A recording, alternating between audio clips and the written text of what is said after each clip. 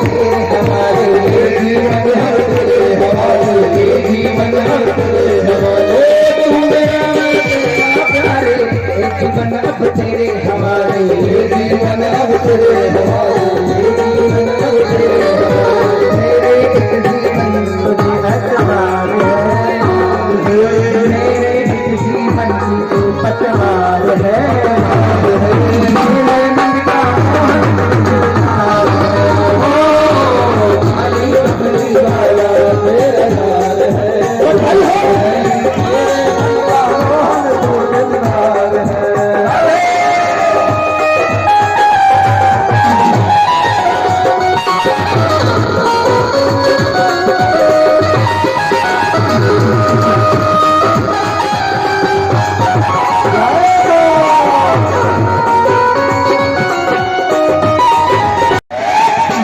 नंद जुटे अंजना में नंद जुटे अंजना में बजी राज हमारी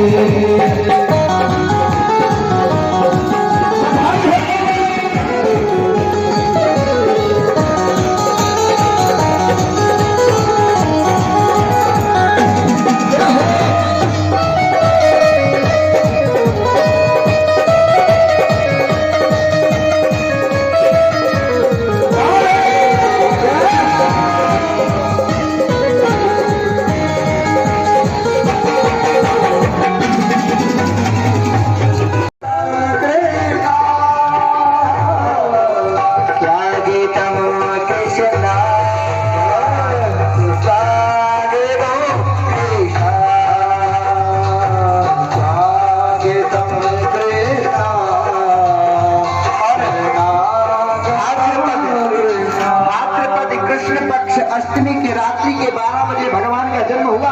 बसुदेव जी छावनी में रख करके आज सीधे गोकुल छोड़ने के लिए जा रहे हैं। वहां से भगवान को छोड़ करके आते हैं और कन्या को उठा चले आते हैं और बढ़िया से उत्सव मनने लगा है।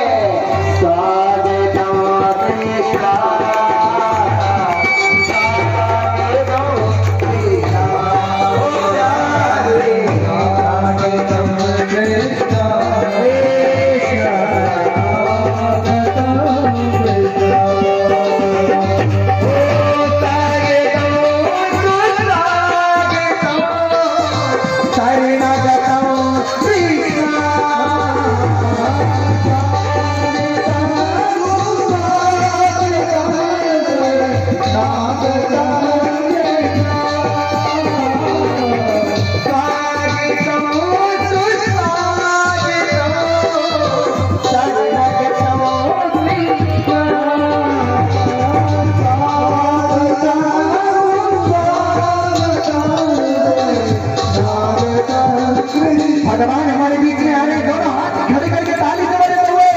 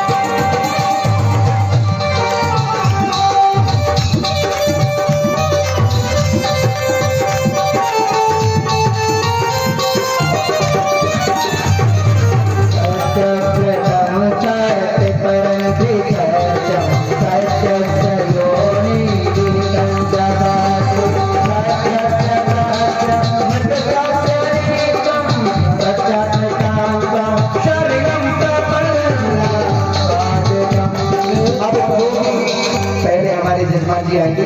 और तिलक करके जो आपकी श्रद्धाओं को दक्षिणा रखेंगे और बाकी आप जाकर के अपने पे बैठ जाएंगे। जिसको पूजन करना मात्र एक एक करके आएगा, भीड़ बिल्कुल नहीं करेगा, एक एक करके आएगा, पूजन करके अपने स्थान पे बैठ जाएंगे। क्योंकि भगवान की बधाई का आनंद लेंगे, अपनी बधाई लुटेंगे और हमें यहाँ से बधाई गाएंगे। आप लोगों को झूमना है, नाचना है।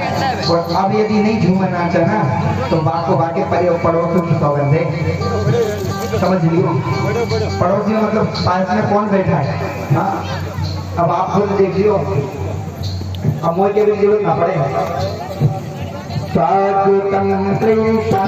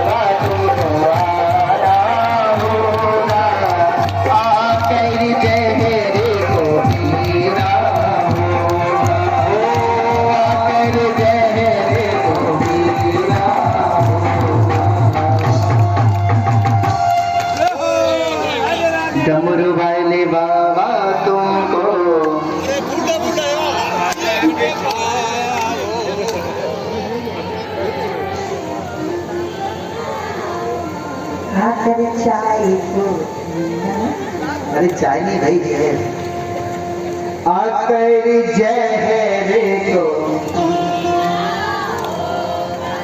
माँ गौरा संग गणपति जी को लाना होगा माँ गौरा संग गणपति जी को लाना होगा आकर चेहरे को भूत वामन भोलेनाथ को जब स्मरण किए आपू शीघ्रम तुष्यति आपू तोषः क्षणे रुष्टा क्षणे तुष्टा रुष्टा तुष्टा क्षणे क्षणे एक क्षण में तो रुष्ट हो जाते दूसरे क्षण में संतुष्ट हो जाते भगवान का कोई ज्यादा प्रसन्न करने के लिए कुछ और नहीं चाहिए तो क्या चाहिए पता है एक बेलपत्र चढ़ा दो कितनी बड़ी महिमा है बेलपत्र बताए त्रिदलनं त्रिगुणाकारं त्रिनेत्रं च त्रिशायुधं त्रिजन्म पाप संहारं बिल्वपत्रं शिवार्पणम्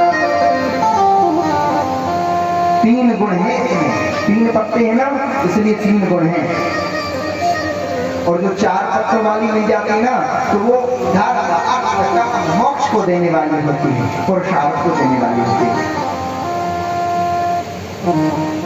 कि तीनों लोगों के जो आपके तीन जन्म के पाप हैं एक बिल्वपत्र नष्ट कर देता है प्रेम से बोले लेकिन ध्यान रखना और जो पांच पत्ते वाली होती है ना बेलपत्र मिल जाए वो साक्षात भगवान शिव का स्वरूप है क्योंकि भगवान के कितने मुख हैं एकानन चतुरानन पंचानन राजी एक मुख भगवान विष्णु का चार मुख ब्रह्मा जी को और पंचानन भगवान शंकर के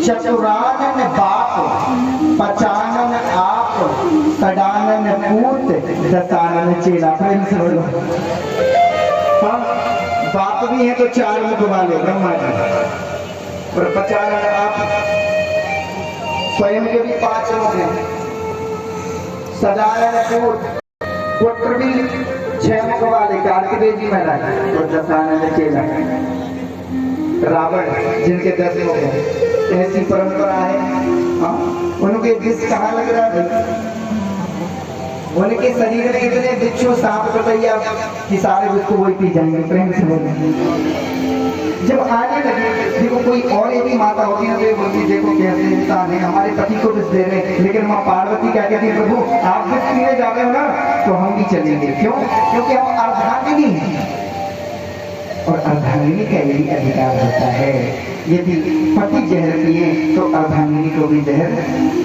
आपको पीना चाहिए हाँ कहते महाराज मारो तो मर जाओ ये तो पी लो हम तो ना हाँ अर्धांग का मतलब ये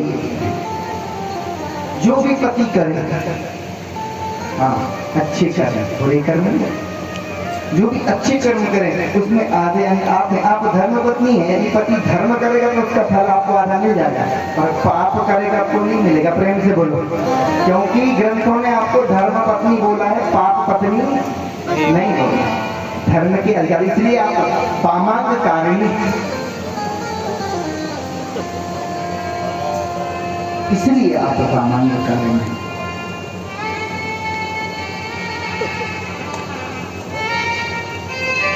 आए दोनों आए तथा कर्कलीकृत्य व्यापिहालाहलं विषम् हाथ में वो विष का पात्र लिया और भगवान गट गट गट गट करके पीने लगे तब यहाँ इशारा किया नाग देवता ने प्रभु थोड़ा सा तो गिराओ हमको भी पहलवान बनना है आप जैसा तो एक दो बूंद गिराए उसी में सांप बिच्छू तथा इत्यादि जहरीले जीव जंतु हो गए भगवान ने सारा पी लिया और भगवान ने सोचा विष तो पी लिया लेकिन हृदय में राम है अब यदि मैं विष को अंदर लेके जाऊंगा तो मेरे राम को कष्ट होगा, तो क्या करा जाए? भगवान ने कहा बाहर निकालेंगे तो प्रजा मर जाएगी, अंदर करेंगे तो राम को कष्ट होगा, तो क्या कंठ में ही धारण कर लिया। प्रेम से बोलो। भगवान राम ने सोचा, अरे राम राम राम, भूत भावन भोलेनाथ हमारे लिए कितना सोचते हैं, भूत भावन भोलेनाथ हमारे लिए कितना सोचते हैं।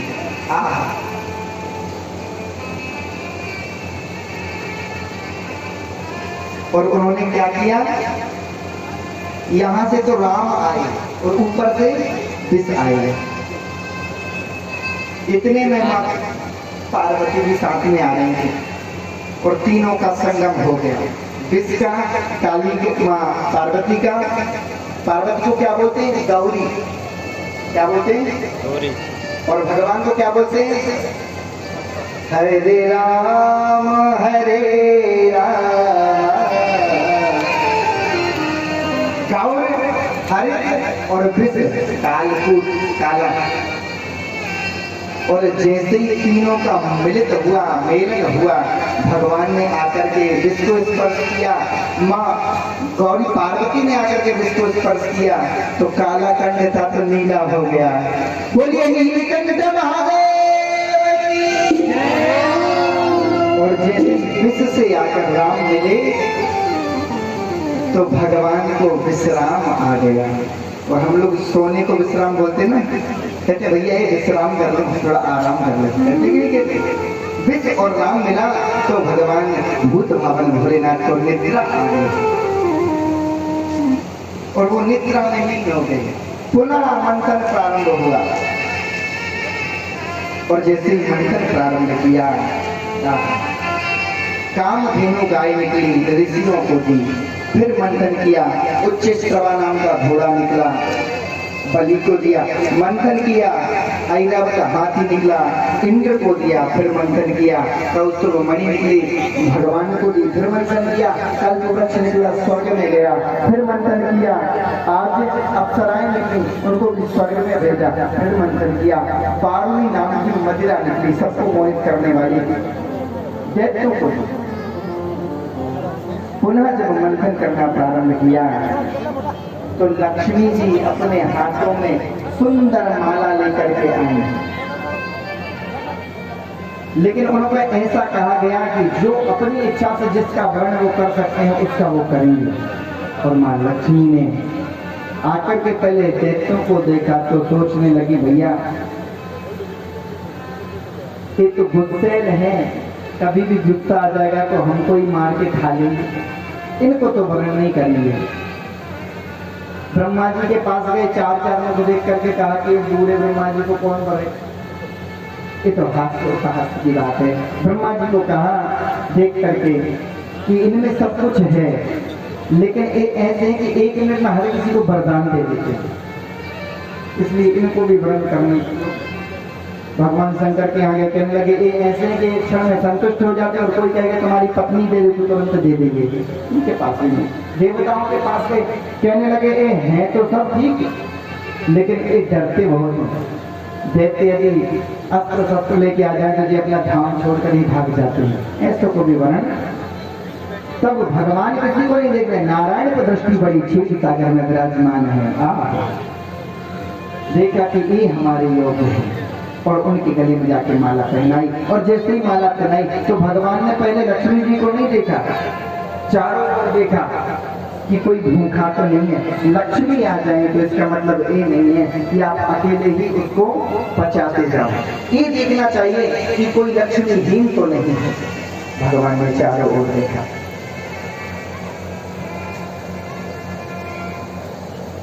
पुनः मंथन किया, चंद्रमा निकले।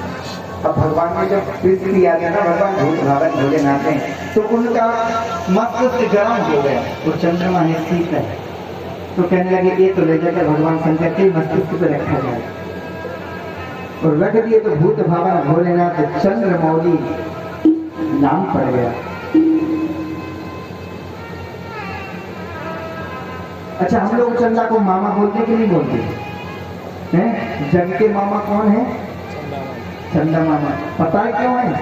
क्योंकि माँ लक्ष्मी के भाई हैं। हाँ, नारायण अपने पिता हैं, माँ लक्ष्मी अपनी माता हैं, तो माँ के भाई मामा हुए कि नहीं हुए, इसलिए हम चंदा मामा बोलते हैं। फिर जैसे ही मंथन करना प्रारंभ किया, शंख निकला। इसके बाद मंथन किया तो धन्वंतरी भगवान अमृत कलश लेकर आ रहे हैं, स्वर्ण से भरा हुआ अमृत कलश, स्वर्ण का कलश अमृत से भरा हुआ लेकर आए थे। छीन कर भागे देवता दौड़कर भगवान के पास गए। भगवान ने विश्व मोहिनी रूप धारण किया और आज देवताओं को अमृत का पान कराया।